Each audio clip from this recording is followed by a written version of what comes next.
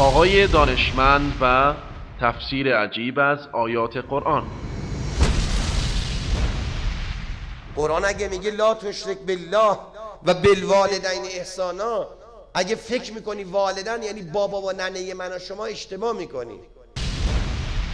ووصينا الإنسان بوالديه حملته أمه وهنا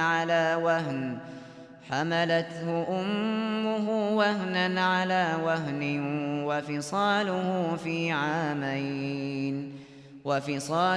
في عامين أن اشكر لي ولوالديك إلي المصير. و به انسان درباره پدر و مادرش سفارش کردیم. مادرش در حالی که دچار ضعف روزافزون میشد به او باردار گشت و تا 2 سال هم به او شیر میدهد. آری، به او سفارش نمودیم که سپاسگزار من و پدر و مادرت باش و بدان که بازگشت به سوی من است.